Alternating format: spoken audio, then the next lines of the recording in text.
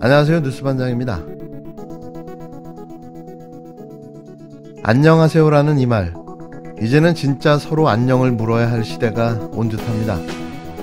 그냥 형식적으로 나누던 인사가 전혀 다른 느낌으로 다가오는 하루인데요. 모두 서로 안녕하기를 빌어야 되는 시대가 온 거죠. 모두 진심으로 안녕하기를 바라봅니다. 지금부터 읽어드릴 내용은 어제였죠. 7일 검찰이 한동훈 검사가 고소한 명예훼손 1심 재판에서 징역 1년을 구형받은 유시민 전 노무현재단 이사장이 법정에서 한 최후의 진술 내용입니다. 윤석열 검찰 공화국의 정치검찰을 향해 항소하겠다는 의지를 천명했는데요. 그의 마지막 진술이 검찰개혁이 왜 필요한지를 다시 한번 입증해 주었습니다. 피고인 유시민 법정 진술. 존경하는 재판장님, 말할 기회를 주셔서 감사합니다. 형사법정의 피고인이 자기 생각을 말하는 것이 무슨 가치가 있다고는 생각하지 않습니다만, 그래도 법정 밖에서 마음에 맺힌 감정을 표현할 길이 없으니 여기서 되도록 간략히 말씀드리겠습니다. 저는 2019년 12월에 검찰이 노무현 재단의 계좌 정보를 열람하였을 것이라는 의혹을 제기했으나 입증하지 못했습니다. 저의 잘못에 대해서는 사과문으로 공개 사과했습니다. 글과 말을 다루는 일을 직업으로 삼는 사람으로서 크게 부끄러워해야 마땅할 잘못이었습니다. 그런 오해를 하게 된 경위는 이 법정에서 상세하게 밝혔습니다. 이 재판은 입증하지 못한 의혹을 제기한 저의 행위에서 비롯됐으니 검찰과 법원의 귀중한 인력과 예산을 소모하게 만든 점, 납세자인 시민들에게 송구하게 생각합니다. 본인은 아니었습니다. 한동훈 검사는 법정 안팎에서 저를 심하게 비난했습니다. 손해배상 소송을 제기했으니 그는 민사법정에서도 같은 주장을 할 것입니다. 저는 한동훈 검사의 명예를 훼손한 적이 없다고 생각하지만 그가 그렇게 주장하는 심정은 이해합니다. 하지만 저를 형사법정에 세운 검찰의 행위는 이해하기 어렵습니다. 그렇게 생각하는 이유를 말씀드리겠습니다. 나인홀즈 니부어라는 20세기 미국 신학자가 한 말입니다. 개인을 중심에 두고 볼 때 최고의 도덕적 이성은 이타성이고, 국가를 중심에 두고 볼 때는 최고의 도덕성 이상은 정의를 세우는 것이다. 저는 이 말에 전적으로 공감합니다. 검찰도 그런 것 같습니다. 유시민과 한동훈 사이에 정의를 세우려 국가 권력이 개입해 유시민을 형사 처벌해야 한다는 것이 검찰의 판단입니다. 그래서 저를 기소했고 재판부에 동의를 요청한 것입니다. 그런데 검찰 요구대로 하면 유시민과 한동훈 사이에 정의가 수립됩니까? 저는 그렇지 않다고 봅니다. 2019년 12월 유튜브 방송 알렐레오에서 제가 제기했던 검찰의 노무현 재단 계좌 정보 열람 의혹은 한동훈 검사와는 관계가 없습니다. 저는 그가 그런 일을 했다고 말하지 않았습니다. 2020년 3월 31일 문화방송이 소위 검언유착 사건을 보도했고, 저는 4월 3일 문화방송 라디오 인터뷰에서 채널A 이동재 기자와 통화한 윤석열 당시 검찰청장 최측근 검사의 이름이 한동훈이라는 사실을 말했습니다. 제가 한동훈이라는 이름을 거론한 것은 그때가 처음이었습니다.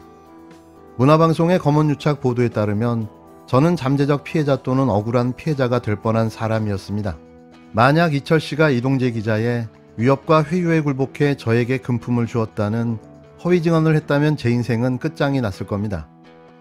법원이 무죄를 인정한다고 해도 그것은 나중 일입니다.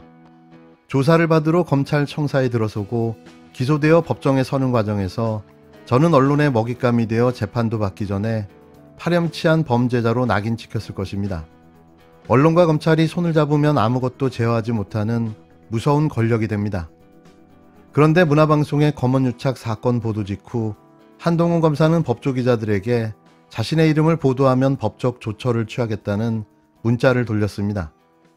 그래서 모든 신문방송이 검은색 실루엣에 모 검사장이라는 직함을 붙여 보도했습니다.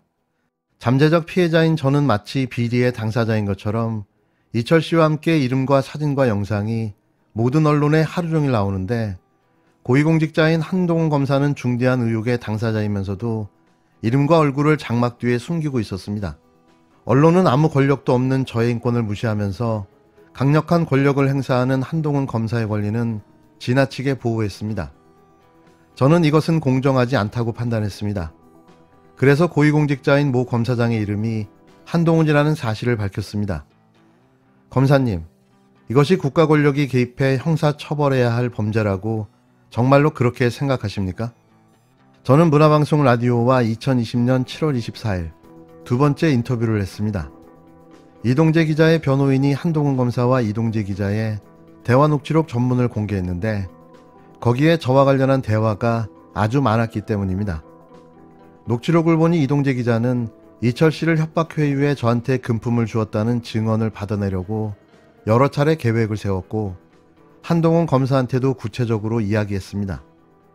한동훈 검사를 만난 직후 이동재 기자는 녹취록에 있는 그대로 이철 씨에게 협박성 서신을 보냈고 이철 씨의 대리인을 만나 저의 비리를 제보하라고 회유했습니다.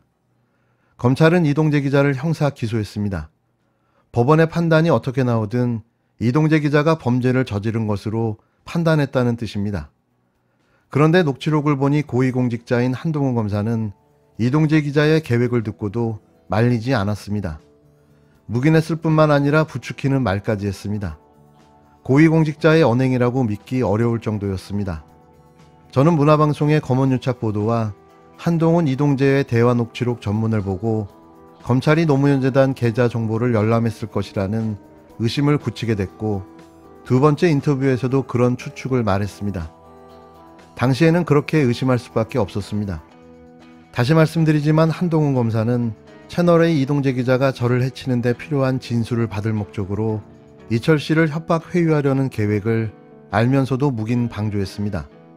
그래서 이동재 기자와 공범일 수 있다는 혐의를 받았습니다. 그런데 검찰은 관련 증거가 있음이 확실해 보이는 한동훈 검사의 휴대전화를 아직도 열지 않았습니다. 그가 이 법정에 증인으로 나와서 스스로 밝힌 것처럼 소환조사조차 제대로 하지 않았습니다. 그러면서 저를 명예훼손죄로 형사 처벌해달라고 합니다. 이것이 한동훈과 유시민 사이에 정의를 세우는 방법이라고 주장합니다. 검사님, 진심 그렇게 믿으면서 저를 기소하신 것이 아니라 믿습니다. 진술할 기회를 주신 재판장님, 다시 한번 감사드립니다. 2022년 4월 7일 피고인 유시민. 최근에 결국 조민 씨를 고절 만들지 않았어요. 유시민 징역 1년 구형. 네. 김혜영 씨는 압수수색하고 김정수 여사는 옷값 가지고 기사를 도배하고 반면에 한동훈 검사는 무혐의 처리하고 그리고 김건희 씨 도이치모터스는 모른 척하고 있는 거잖아요. 예. 이게 다 한묶음이죠. 현재 권력을 만끽하고 있는 거죠. 한동훈 검사장의 명예를 훼손한 혐의로 재판을 받아온 유시민 전 노무현재단 이사장에게 검찰이 징역 1년을 내려달라고 요청했습니다. 한 검사장이 노무현재단 계좌를 추적했다는 가짜뉴스를 퍼뜨렸다는 이유에서인데요. 유 전 이사장은 한 검사장 개인의 명예를 훼손한 게 아니라 검찰을 비판한 것이라고 항변했습니다. 지난 2019년 말 유시민 전 노무현재단 이사장은 자신의 유튜브 채널 알릴레오에서 검찰이 재단 계좌를 조사했다고 주장했습니다. 7개월 뒤 라디오 방송에 나와선 대검찰청 부서를 배우로 지목하면서 한동훈 검사장 이름을 언급했는데요. MBC가 채널A 기자의 취재원 강요 미수와 한 검사장 연루 의혹을 보도한 뒤였습니다. 반년 뒤 유 이사장은 충분한 근거 없이 의혹을 제기했다며 공식 사과했는데요. 하지만 검찰은 유 전 이사장이 한 검사장을 비방하려고 허위 사실을 퍼뜨렸다고 기소했고 재판은 11개월 만에 유 전 이사장에게 징역 1년을 내려달라고 재판부에 요청한 겁니다. 검찰은 영향력이 큰 유 전 이사장이 파급력이 있는 방송에서 불법 사찰과 뒷거래 등 가짜 뉴스를 양산한 중대 사안이라며 언론이 해명을 요구하자 사과하긴 했지만 당사자에게 사과하거나 반성의 모습을 보이지 않았다고 지적했습니다. 노무현 재단 계좌를 검찰이 들여다봤다는 사실을 확인했어요. 그 당시 한동훈 검사가 있던 반부패 강력부 쪽에서 봤을 가능성이 높다고 판단했고요. 유 전 이사장 측은 추측과 의견을 밝힌 것이라며 개인의 명예를 훼손하려 한 것이 아니라고 밝혔는데요. 직접 발언 기회를 얻은 유 전 이사장은 채널A 기자가 자신의 비리를 털어놓으라고 강요한 사실이 보도되면서 검찰이 자신을 조사할 거라고 믿었다고 말했습니다. 이어 자신을 형사법정에 세운 검찰을 납득할 수 없다며 후회는 없고 자신이 징역 1년을 산다고 정의가 세워지는 것이 아니라고 주장했는데요. 재판을 마친 뒤 유 전 이사장은 한동훈 검사장의 무혐의 처분에 대해선 검찰이 제대로 조사하지 않았다고 강하게 비판했습니다. 유 전 이사장의 명예훼손에 대한 1심 판결은 오는 6월 9일 내려집니다. 하지만 여기에는 반전이 기다리고 있는데요.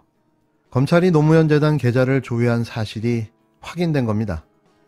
금융실명법에 따르면 은행은 계좌 정보를 사법기관에 제공할 경우 10일 이내에 제공 사실을 계좌 명의인에게 알려야 하는데요. 단 증거인멸의 이유가 있으면 사법기관은 통지 유예를 요청할 수 있습니다. 기간은 최장 1년인데요. 금융감독원 자금세탁방지실 한 관계자는 통지 유예를 신청하는 경우는 매우 이례적이라며 통지 유예 요청을 받았을 때 은행의 대응 방안에 관해선 법적으로 규정된 바가 없다고 설명했습니다. 유 이사장은 계좌 조회 여부를 명확히 밝히지 않는 검찰을 비판하며 국민은행 서강지점의 문서로 다 보관되어 있다고 말했는데요. 2019년 12월 사법기관이 왜 은행의 노무현 재단 계좌 조회에 대한 통지 유예를 신청한 걸까요? 그건 계좌 명의인에게 사법기관이 계좌를 조회한 사실이 알려지길 원치 않았던 거죠. 작금의 지금의 사태는 수사권이 없는 일개 개인을 상대로 한동훈 검사와 검찰이 사실을 왜곡하고 숨기며 명예훼손이라는 미명 아래 보복 재판을 감행하고 있는 겁니다. 진실을 밝힐 수 없었던 유 전 이사장의 선택은 아마도 사과였을 겁니다. 믿거나 말거나 말이죠.